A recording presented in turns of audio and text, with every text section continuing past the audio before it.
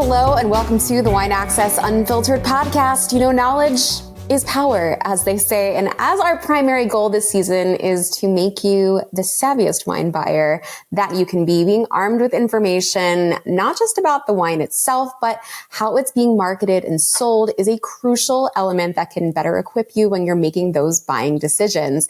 After all, aren't you a little bit curious as to why some wineries charge $1,000 for a bottle of wine and some wineries charge $500? Is there really a difference? I don't know. My guest today is one of the wine world's leading consultants, not on making wine, but on marketing it. More specifically, luxury wine. A former McKinsey consultant, he parlayed his business and marketing skills to the wine world, where he was previously the VP of Strategy and Business Development at Kosta Browne Winery and Realm Cellars, two of my favorites. He's also the author of Luxury Wine Marketing and the co-host of X Chateau, the wine world's leading podcast on the business of wine. Please welcome to the show, my friend, Peter Yeung. Thanks for having me, Amanda. It's always good to see you. Always good to see you too. I was excited to jump back on your podcast yesterday for the fourth time. Fourth time, yes, I think that's right, for our 5th anniversary episode. Which is it's incredible. And actually, I didn't put the math together. I think we're coming up on our 5-year anniversary. I know we're coming up on our 100th episode very soon, but how's the podcasting world? Are you enjoying it? You know, it's a never-ending learning process. So I think that's great. And there's lots of new tools coming out. I have been in the process of putting categories into our website for each of the podcasts so that people can study them, because we have, I think, over 180 episodes to date. So, you know, they need a way to get organized to learn better, right? If you want to learn about luxury wine or marketing or launching a new brand. We have so many different episodes that cover a lot of those topics that having categories can help people navigate those a little easier.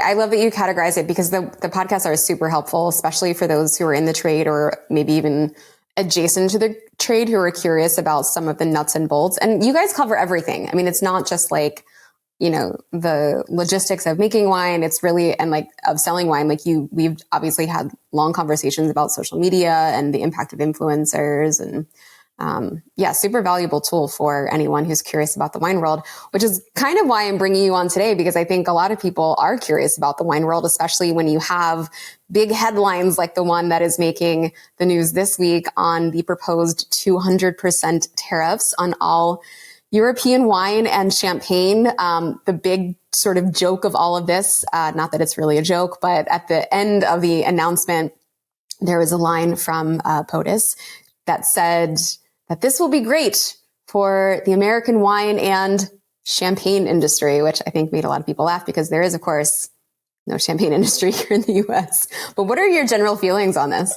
There are a couple brands that are grandfathered in to use the term champagne. I think Corbel is one of them, right? Yes. Corbel, and maybe I think Miller High Life is still allowed to use it.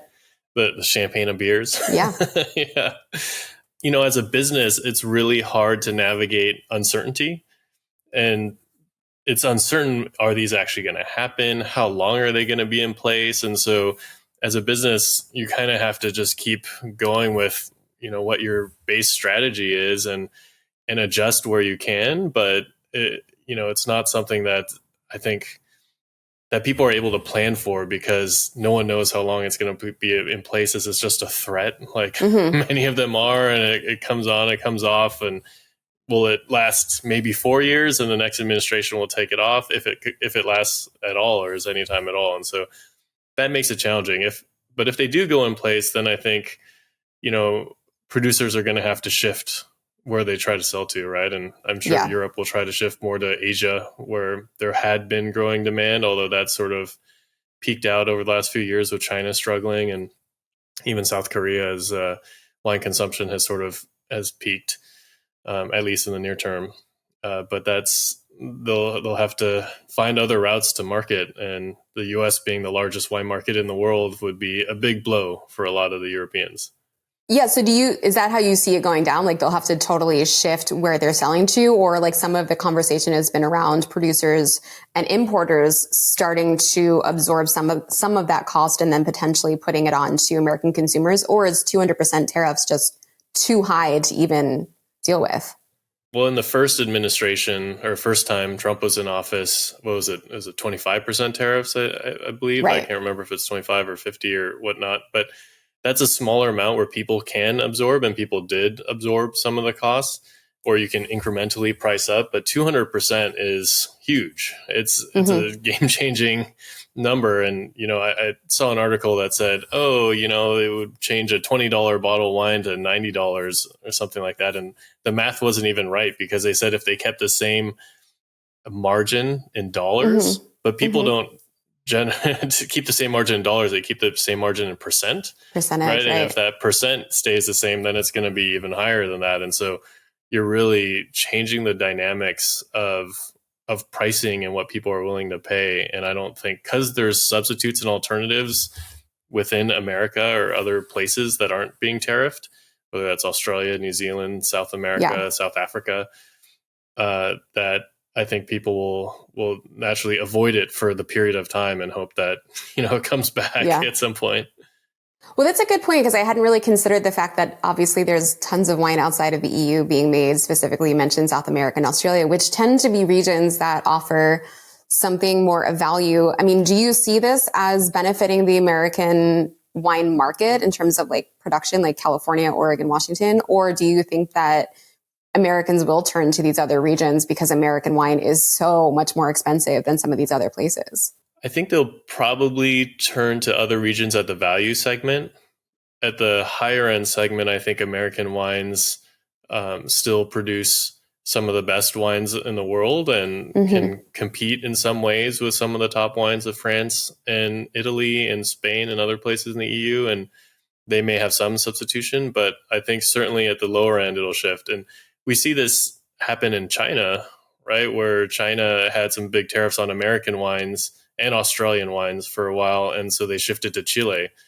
And so a lot of the volume into China was being Chilean wine, and Australian wine took a big hit. And we were seeing a lot more Grange in the US and in other places. And, I think they had to shift some, but it was very painful on those companies. Yeah. And of course you can't not mention the importers, right? It's because it's not just the producers that are impacted and have to shift. It's, there's tons of American wine importers who specialize in, we've had them on the podcast. We've had Jenna Fields from German Wine Collection. We've had Jonah and Sarah from True North, who specialize in importing Italian and Burgundy.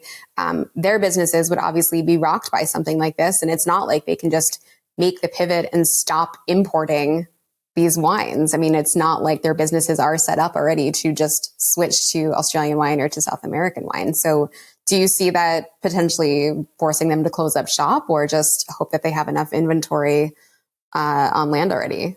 Yeah, it's these small businesses, and not just importers, but also retailers. If you think about fine wine retailer, they tend to skew more import than domestic. If you're talking about the big box retailers where most wine is sold, Costco, Total Wine, things of that nature, they're going to be able to switch no problem and not have that impact. But fine wine retailers, which tend to be small, importers that are specialized and tend to be small, these small businesses will really struggle. And I'm not sure what they'll do. They'll have to somehow try to make it work and survive, or maybe do things like, broker or do some American wines, or maybe buy some wines, that are in people's cellars as people try to shift away from some and resell those wines. They're given their expertise in some of the brands. If they're buying cellars of old wine of some of their brands, then maybe they're able to resell those. It's much more complicated than I think people realize. I think when you see the headline of 200% tariffs, the immediate thought is, oh no, my champagne's going to get more expensive, which true, it would. But the trickle down effect is so much larger and more intricate than I think everyone realizes, because the wine industry is so nuanced and intricate, which is in part why I have you on today, to kind of talk about some of those nuances, specifically around wine marketing, luxury wine marketing. But before I want to do that,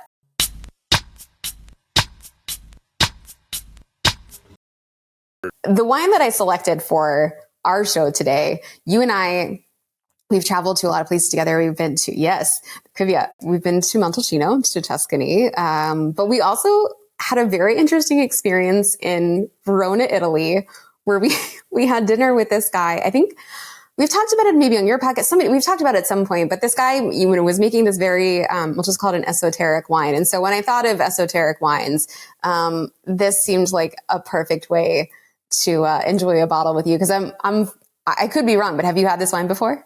I've never had this wine or heard of it. Okay, and have you had anything from this region?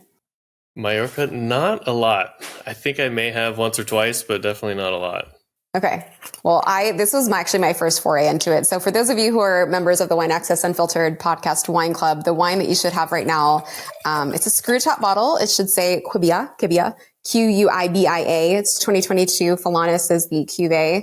And this is actually coming from a region that most of us are not associating with any sort of winemaking or wine growing, more associating it with like beaches and parties and like traveling to Spain and having holiday there. Mallorca is the place that we're talking about. And this is made from 2 grapes. I'm going to pull them up because I can never remember the name of them. I don't know if they exist in any other place. But the 2 grapes in question here are the Prensal grape and the Giro Ros.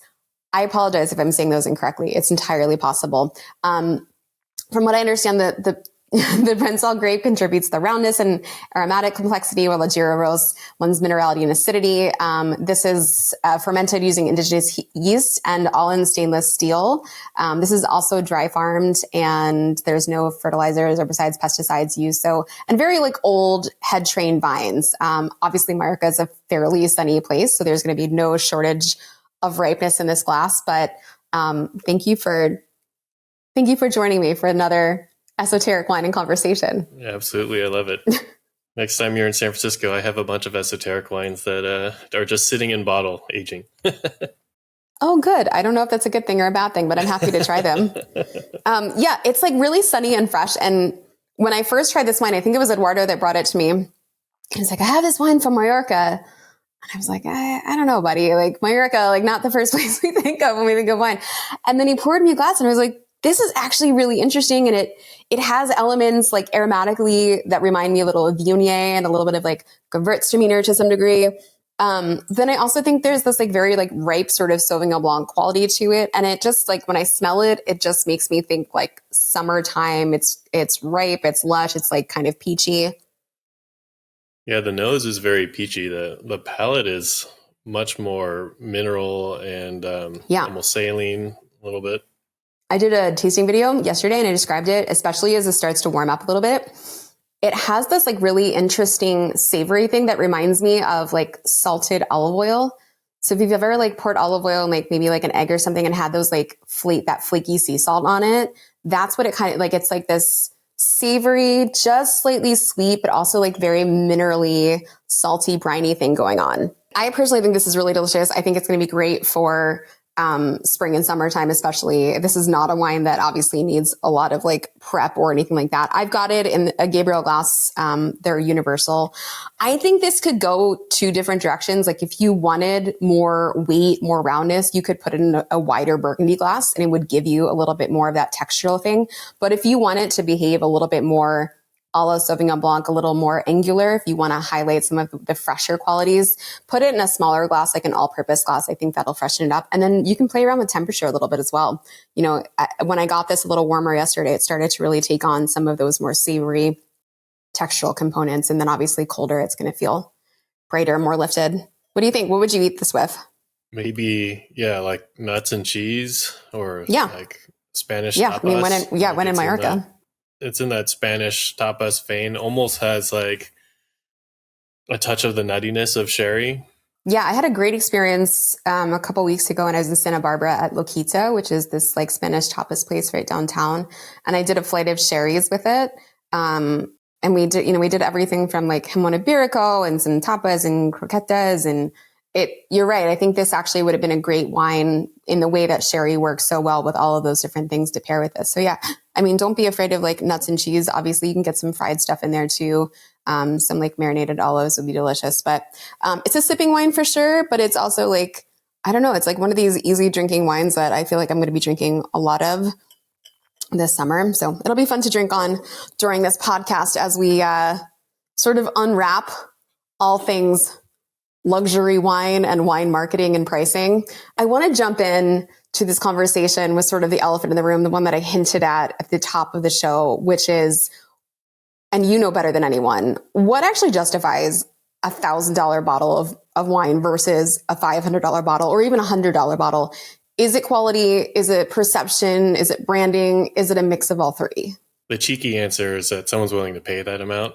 And it's a supply demand thing, right? In a lot of ways. So there's someone willing to pay that amount. But the reality is, why are people willing to pay that amount, $1,000 a bottle? It has more to do with the brand than what's inside the bottle. Because, I've done anecdotally, I've seen that when wines hit a 100-point score with Robert Parker, whoever, they're a quote unquote perfect wine. Mm-hmm. I often see those wines hit around $300 a bottle, but above that, the brand rises above just, the quality of wine itself. I'm sure, someone might be able to tease out differences and nuances, and there might be 5-10% difference in quality, of which the closer you get to quote unquote perfection, the more you have to pay, per element of quality that you're getting and differentiating. But it's that brand really stands apart and has a luxury element to it where it means something to own a bottle of, the easiest example to talk about is Domaine de la Romanée-Conti, or DRC for short, like probably the most famous wine in the world, or luxury wine in the world, I should say, at least amongst connoisseurs and collectors, which costs thousands of dollars a bottle.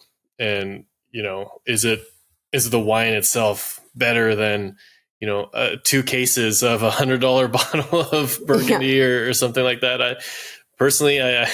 I can't afford that. So I take the few cases for spending that amount of money, but for the folks who can and want the best and want people to know that they have the best in their cellar, that they're willing to pay that amount of money for it. It was a question that I got a lot at press, right? Like what separates the $1,000 bottles from the $300 bottles? And I think you're right. It is like at a certain point, the wines, they're not going to taste the same, but they're going to be incrementally, if at all, better than each other. And, that delta really is kind of, it's the prestige, right? It's the honor of having it on your table. And, ultimately it comes down to at least for us, it was scarcity and resources. So wines where Screaming Eagle was priced 10 times higher than everything else because we only got 3 bottles at the restaurant, and which meant it basically had to go to the highest bidder. So it was essentially auctioning without the auction. Some people feel better because they're drinking the $1,000 bottle and they think, wow, this must be so much better and it's special and I'm going to savor it.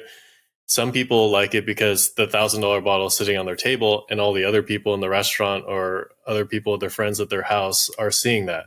Right. Or if they're using it as a gift, this was big, when the gifting was big in China, it's this is $1,000 bottle, or people know it.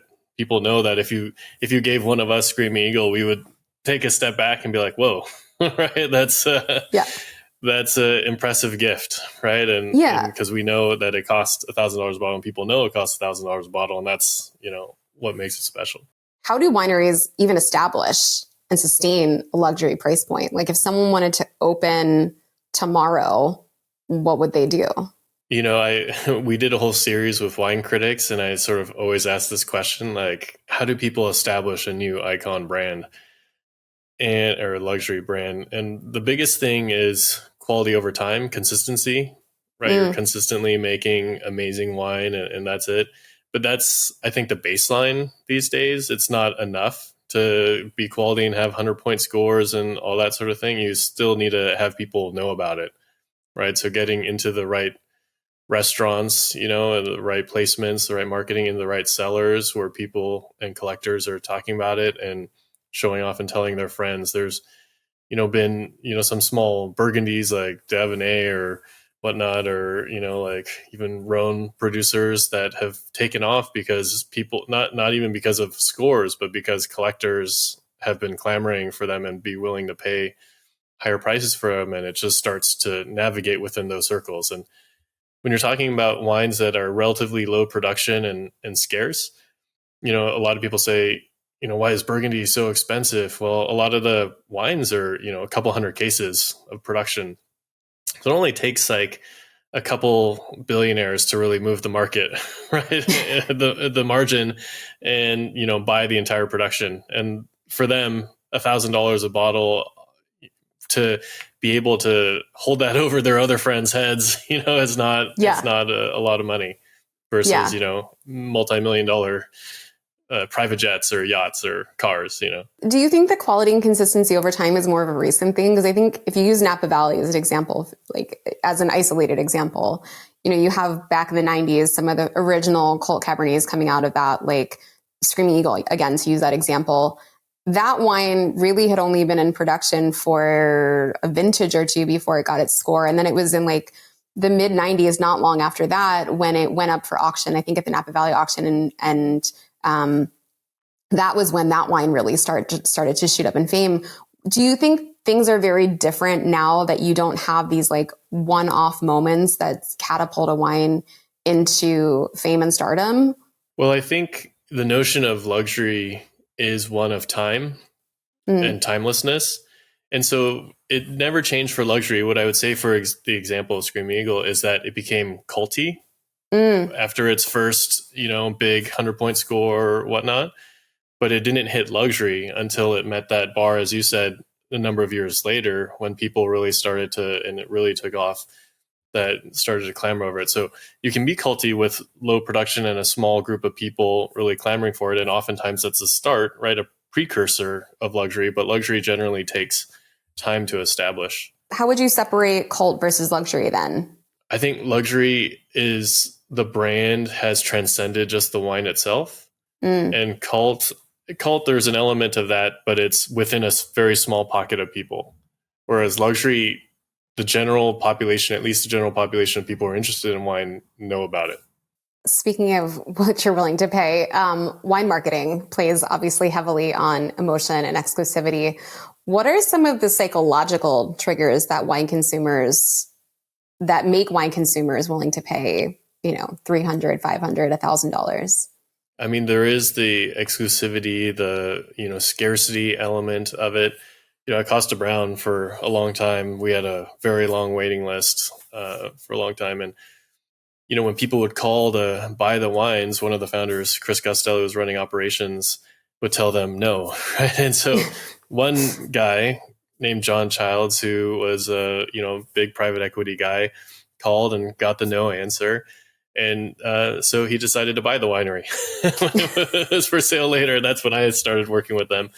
But so, he bought the winery and then had access, whenever he wanted, right? Well, that's one way to do it. Yeah, that's one way to do it. But wanting what people can't have, right, is often a psychological thing that people wanted, that people can't have it or other people can. And that rarity, scarcity element is one reason people are willing to pay more.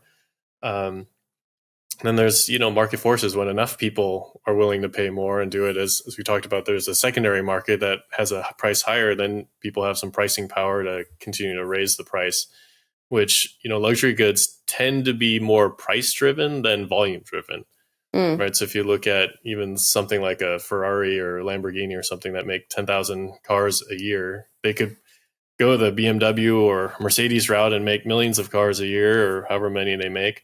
But they produce much less than demand, keep a waiting list, and increase the price pretty much every year, right? What about storytelling? Because, I'm certainly one that has been moved by this idea of storytelling, not just in wine, but also in other consumer goods. I use the example of like Brunello Cucinelli, right?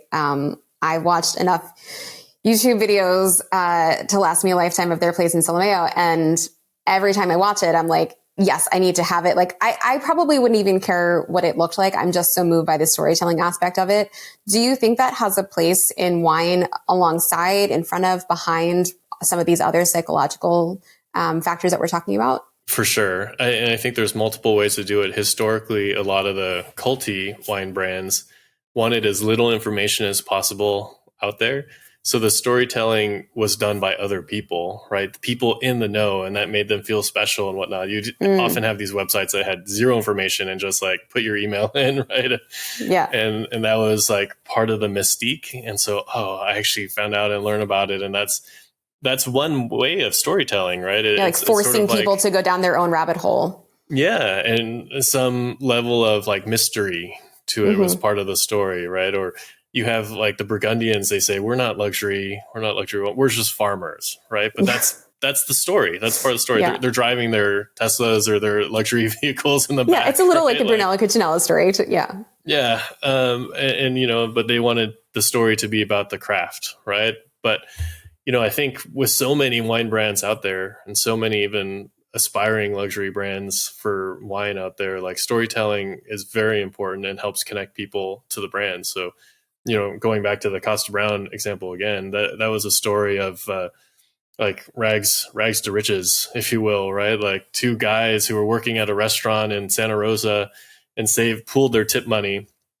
to buy a ton of grapes and a barrel and a passion for Pinot Noir, right? And that, or the Calera story, with Josh Jensen searching for limestone, finding his mountain, right? Yeah, in some random mountain in Hollister, like great story. Mount Harlan now, or I don't know, maybe it's always called Mount Harlan, but those stories connect with consumers, and I think create an affinity for the brand that helps makes them want to continue to buy it. How relevant do you think that is today? Like, the exclusivity, the lack of transparency, like that was a very almost ubiquitous way of marketing, especially in Napa Valley. I think to some degree still in like other places like Bordeaux and Burgundy. Like, how relevant is that today for luxury wine marketing? Because we just had a conversation yesterday about, there's more transparency in wine, certainly in the lesser expensive categories. And it's something that it seems like consumers want more of. I recently did a post asking people what they would prefer to see on labels in terms of nutrition and wine labeling laws. And it seemed overwhelming that they wanted more information, like more information was better. Do you think that the luxury wine sector still, needs to be in this like exclusivity, no information? Like, do they have to live there to be luxury?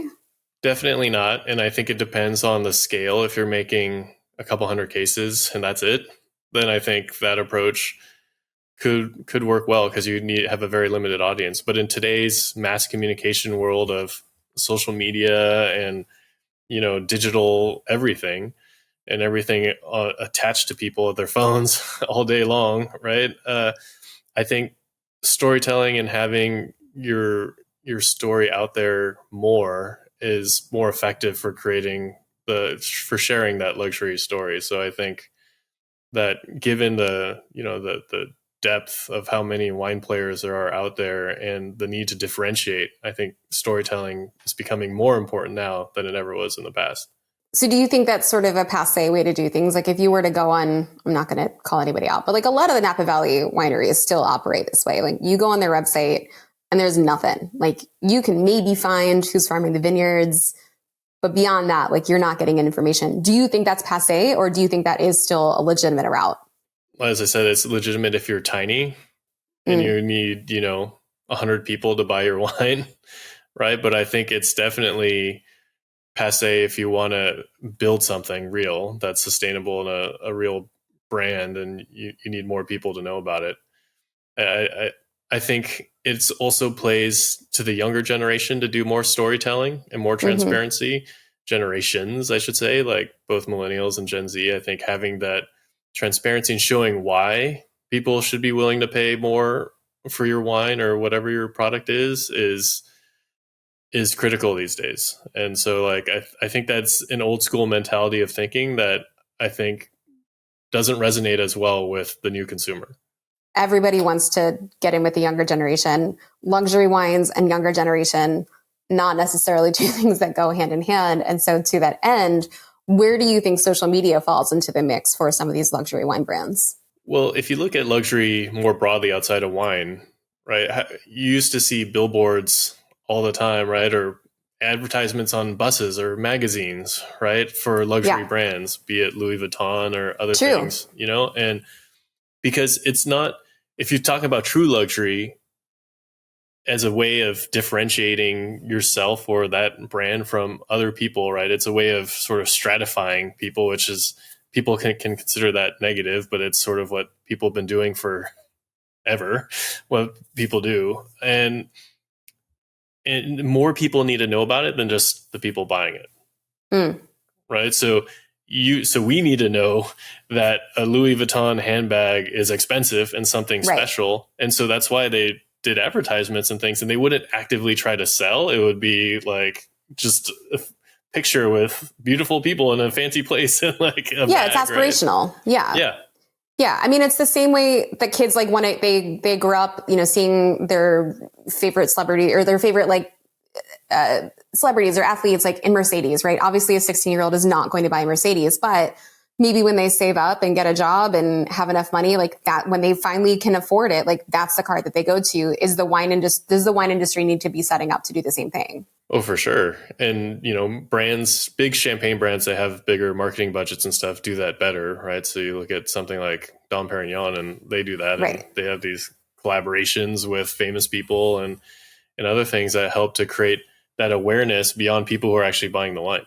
So why isn't that happening more outside of like an LVMH? Because you don't see a lot of that aspirational marketing. Is it because is it an age thing? Like, are people fearful that like if they do market to a certain generation that it might get them in trouble? Or is it just like we just haven't changed our ways in so long? I think it's mostly a size thing. Most wineries and wine brands outside of the bigger conglomerates are small. Yeah. Right. And so the economics of wine are great. It's very capital intensive, right? It's a very capital intensive product.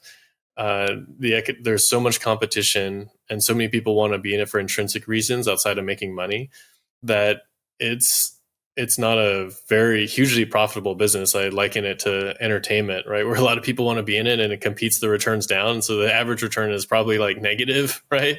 Yeah. But you see the stars who make a lot of money, right? Yeah.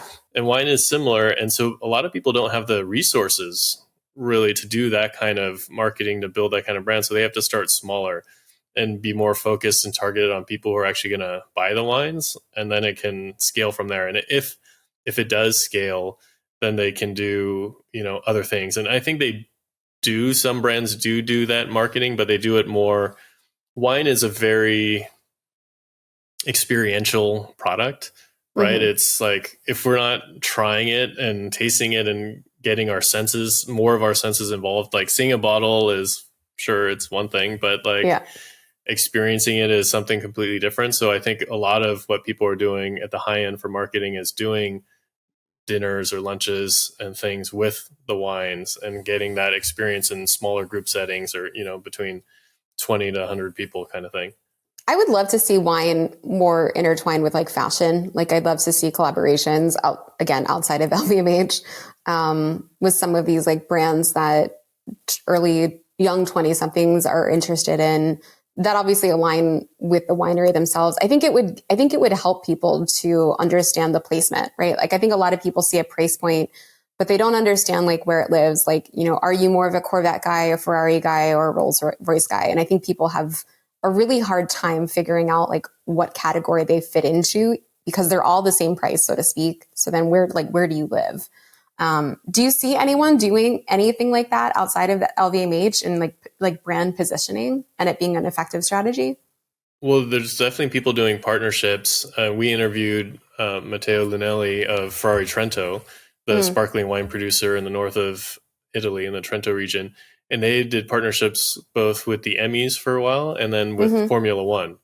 In the Formula One, sparkling wine, you're at the podium spraying a Jeroboam of their wine around has been a real big impact on their business. And they've seen real positive upticks from that. So that's been huge. I think those partnerships can really play well. And those brands, Matteo is also a big fan of Formula One and, and it's really expanded, taken off. Right. And he said they've been lucky in a way too, in that, when they were with the Emmys, it was the time when movies were sort of on the decline and TV was taking off with streaming. Right. And so like they got sort of an outsized impact there. And then Formula One, the same thing, as that's taken off in popularity, they've really done well. So, I mean, we'll see. I think it was a great move from Jackson family to partner with the NBA and especially because the WNBA and the WNBA is really taking off, with the rise of Caitlin Clark, Angel Reese and the rest. That's, I think, going to be a huge boon for some of their brands and introduce a lot of people into wine that may not have drank wine before, which will be great.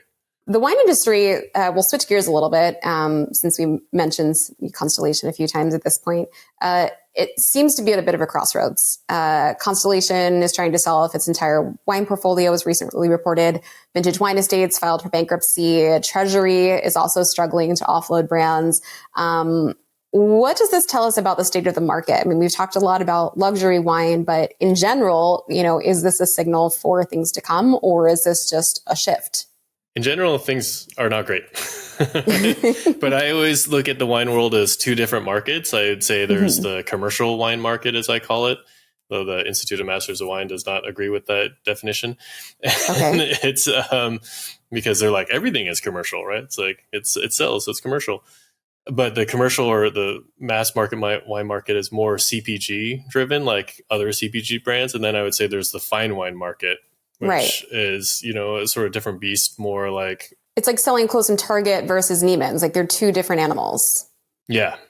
Yeah, exactly. Two different animals. And in general, on average, people are drinking less in general, like significantly less, and particularly wine. Total alcohol, there's been a big neo-prohibitionist movement that's very well funded, that's cherry picking some of the scientific research and targeting some of the health organizations and government organizations and actually blocking scientific research that is unbiased. But because there was funding from the alcohol industry saying, oh, you can't do this research to tell what are the health benefits or harms of alcohol. And these are scientists that are academics that are unbiased, and they have different firewalls to like keep them, not biased, but they're blocking that research from happening. So, the World Health Organization came out and said no amount of alcohol is healthy for you, and all that. That's impacting the psyche of many people. And so total alcohol consumption is down, and people are looking at substitutes like cannabis or ketamine or mushrooms, psilocybin, and other things. Or there's all sorts of things I get marketed to on Instagram, like some funny herbal things, and like they're supposed to make you high though, right? Like make you calm or whatever. And it's like, okay, there's many decades of research on alcohol, both for its harms and its benefits. These other things are new, so people don't know. They're like, oh, well, it's more natural to like smoke weed or take a gummy of weed. It's like, well, is that still harming? And is that more natural than fermented grape juice? I'm not so sure, but it's probably similar in terms of its naturalness. But it's certainly, and when it's processed into a gummy, I'm not sure that it's got any less processing than any wine would have. But those have really impacted consumer psychology for sure. That's one element that's reducing volume, and particularly of wine. If beer and spirits are down 2 or 3% a year, wine's down 7 or 8% in volume. And I think that's because, a lot of the reason people were drinking wine was for health reasons. When it came out in the 90s, what's called the French paradox on 60 Minutes, where having a glass of wine as part of the Mediterranean diet was healthier for your heart and all that. And so the guidelines were that actually moderate drinking, and the science would say that the moderate drinking, like a couple of glasses for a guy a night, would increase your overall like health, right? Or I don't know if it increases your overall health, but your mortality rates go down. So you're more likely to live longer. Yeah. And there's a lot of complicated factors associated with that, right? But as that message becomes the opposite and people say, well, you're more likely to get cancer or other things, then those people who were drinking for their health are now scaling back. And so that's creating a big downturn in volume of consumption. Well, and to your point, a lot of this information has been cherry picked, and there is a bit of confirmation bias happening across the board, because if you look at who is basically informing the next potential set of guidelines that are going to be coming out of all of this, there is conflicting information in that there are scientists, as you pointed out, who are saying that there's actually benefits to drinking wine and alcohol, and here's why.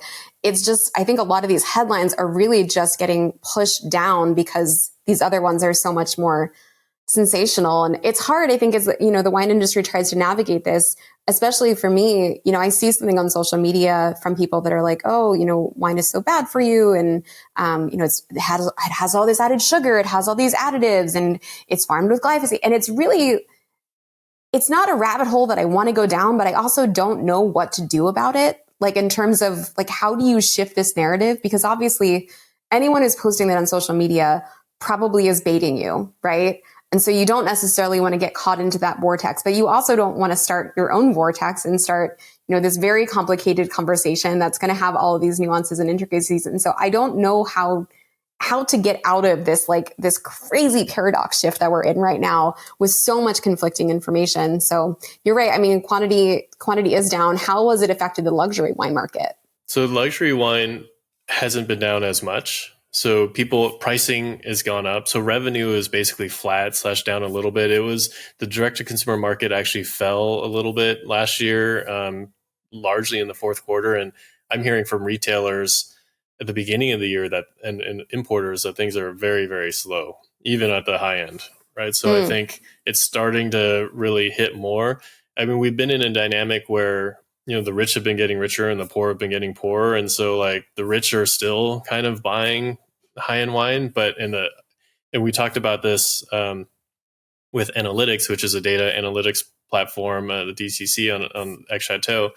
And they're saying that the zip codes, the rich, wealthier zip codes are still purchasing about the same amount of dollars, but volume is down a bit. And then, the less affluent zip codes are actually purchasing significantly less. So we're definitely seeing that divide. And so it's boosting the high end a little bit. And we're talking about America specifically here. But I think, in the global financial crisis, I did some work.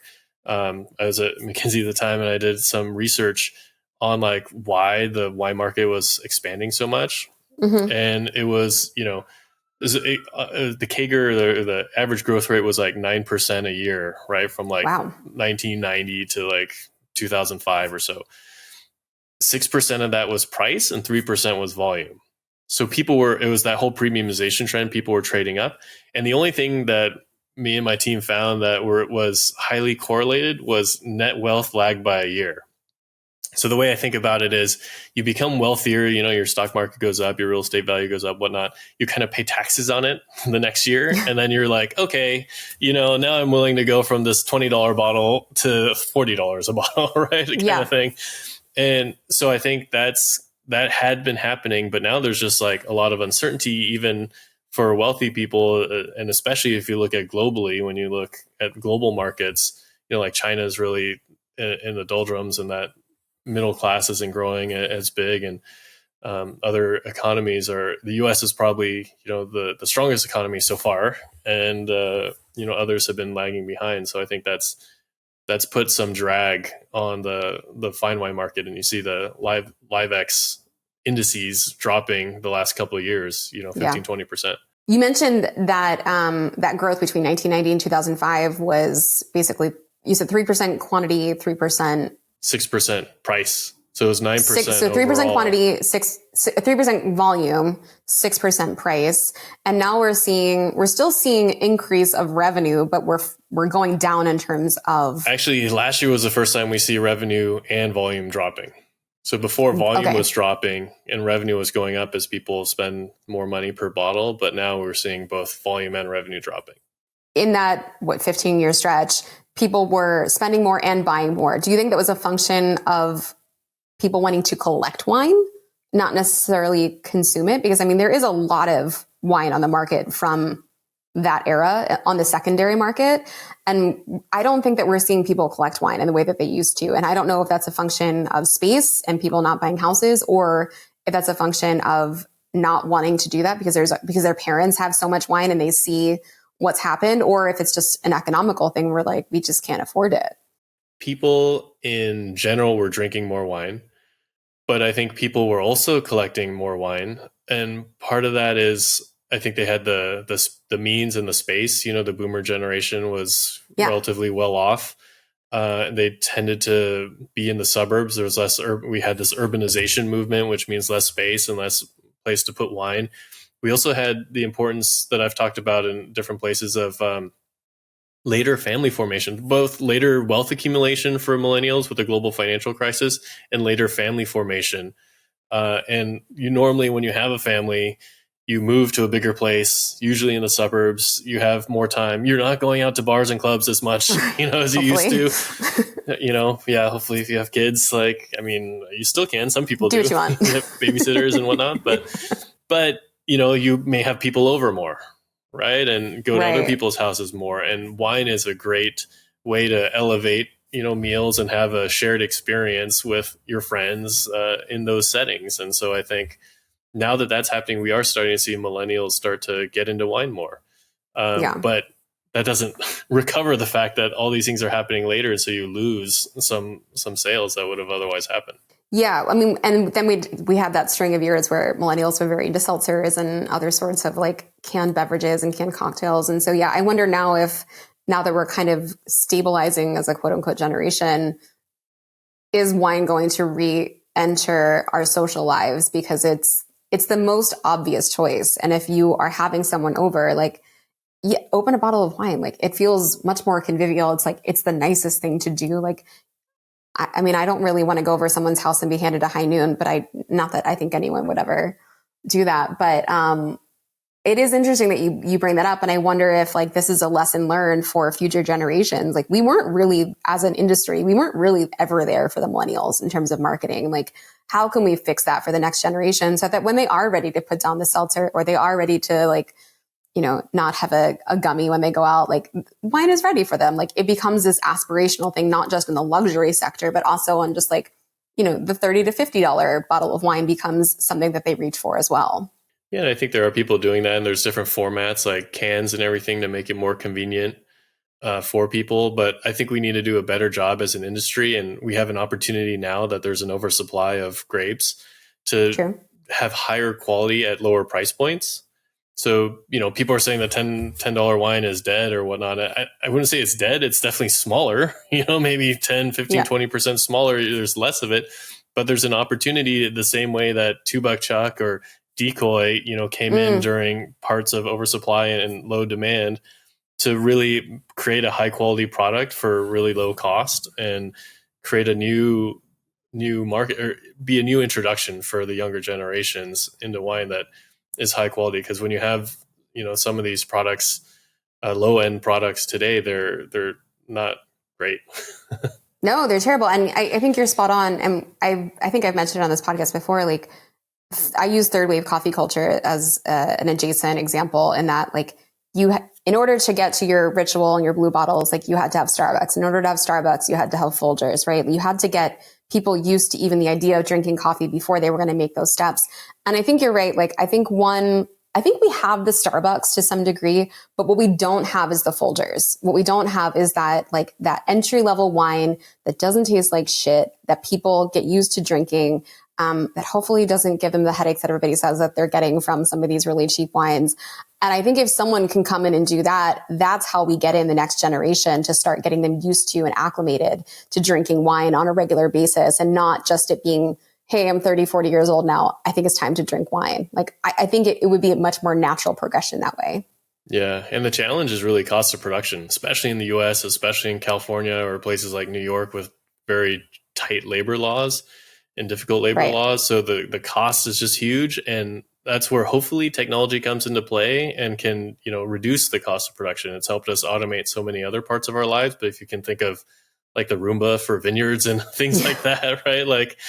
Those things, can take away a lot of costs. It does mean less manual labor, but, if that's what's needed to survive as an industry, then I think it's something well worth pursuing.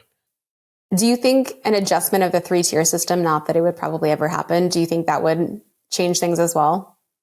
Not a ton. And I say this because there's state-by-state regulation, which is very annoying and challenging and part of the 3-tier system. But the actual tiers itself have consolidated so much where most big players are going through the big distributors. So there's, the big distributors are selling, 85% of the volume of wine, right? And so the big players go through them and they go to the big consumer channels, right? The retail channels, the big retail channels and big restaurants. And then the small players are mostly surviving by going direct to consumer anyway.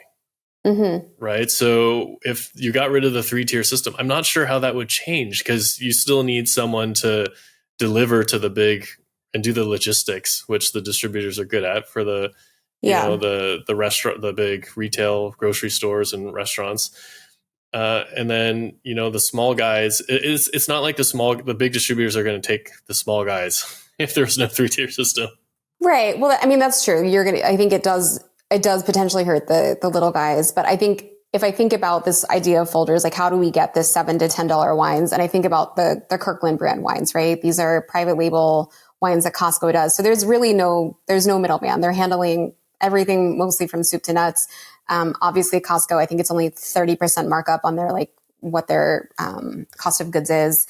Most of their model is on subscription. So that's a whole separate conversation. But I think of that as potentially being the case study for if 3-tier system were to go away and a Whole Foods could buy direct at distributor prices, or, whatever their like FOB prices are, from a California winery or from an Oregon winery, do we think that would maybe open up the door for a more mass market $7 to $10 wine that didn't taste like shit? I guess that's the question that I'm asking. It's possible. They can already do that in California, because California can sell direct right. to trade. And so if that were the case, you would see it happening in California, which is already the largest wine market in the US, right? It's was it like a third, I think, of the wine market of the US. So it's like, if that were the case, then you would see it happening already, but we don't see that happening yet, right? Do you think that's true though? Or do you think it's just because they have to protect SRP because you still have the distribution model and so you want to be in line with the rest of the country? Yeah, there's certainly an element of that, and distributors may be mad at you or want the California business so that they have it. So, but I think producers, at that scale, they're normally with contracts with the distributors. So the distributors are required to take certain amounts and other things, and they tend to work on lower margins for those types of high volume products anyway. And so I don't know how much more cost savings there would be going through there, because they're working on slimmer margins, and then the producer then has to take on the cost of the logistics and delivery, which is not a trivial matter. That's true. Right? So that's true. Yeah, there's some level of distributor margin that you could take out, but it's not going to be ginormous, I don't think. That's a fair point. I'm just, I think I'm just going to die on the hill that I would love. I know some people are like, especially my distributor friends, the 3-tier system is so problematic for me personally. I have a lot of issues with it, but I also understand it serves a purpose. But I think if there was no interstate shipping restrictions and things like that, right? So for alcohol in general, like, not just wine, but beer and spirits and everything, and you just got rid of all the regulation restrictions of shipping between state to state or retail shipping, right? Especially retailer shipping to other places, that solves a lot of those issues, I think. Yeah, I think if you just federalizing alcohol laws in general would help dramatically. Mm-hmm. I'm super grateful for this conversation. I love talking to you about all things wine business because you're such a wealth of information. I know also the podcast is going to be releasing a series that I'm very excited about. Not that I'm Jewish, but I have this interesting fascination with kosher wines. I think it stems from I worked at the Core Club back in Manhattan, and it was my first entree into the culture of kosher wine. And I know that you are doing a series leading up to Passover. So I definitely wanted to make mention of that and have you just talk about some of the discoveries that you've made over the past few weeks. Yeah. And not being Jewish myself, it was a lot of learnings for me, and how big some of that kosher market and how many kosher wines there are out there. Yeah. There's thousands of kosher wines from all over the world from major producers. And not just Israeli. I visited some in my life, but definitely not all.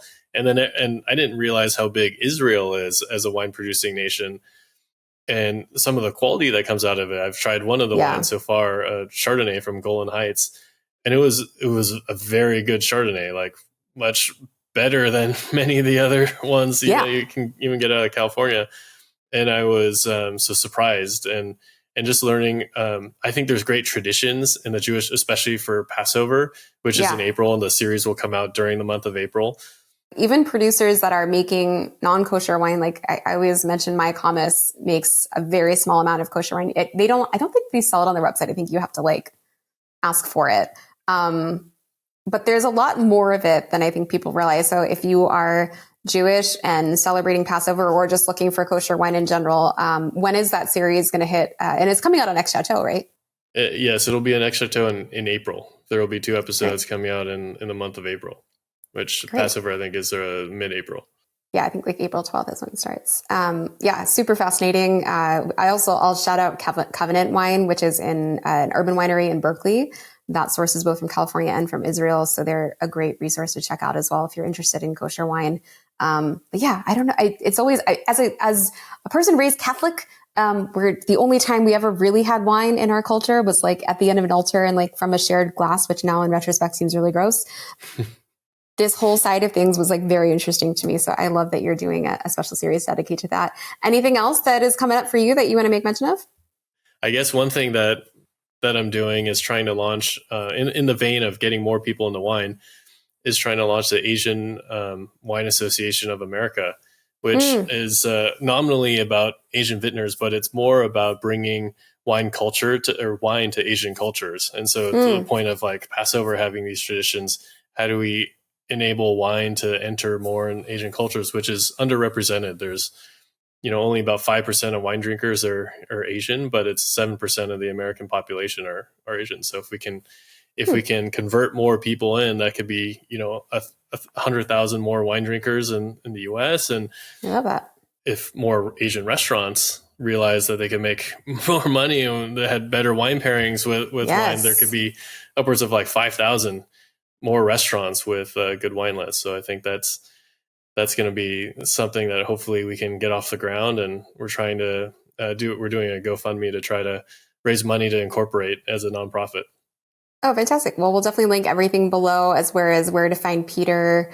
If you have additional questions, which I'm sure some of you will, I definitely recommend reaching out to him in whatever way he deems a good fit, whether that's like LinkedIn or something like that. But to all of you listening at home, I hope you found this episode helpful. And I know it definitely leaned on like the trade side of things and the inside baseball, but I always think this is valuable to know as wine drinkers, what's going on in the wine world and how that's impacting some of the decisions that are being made on your behalf.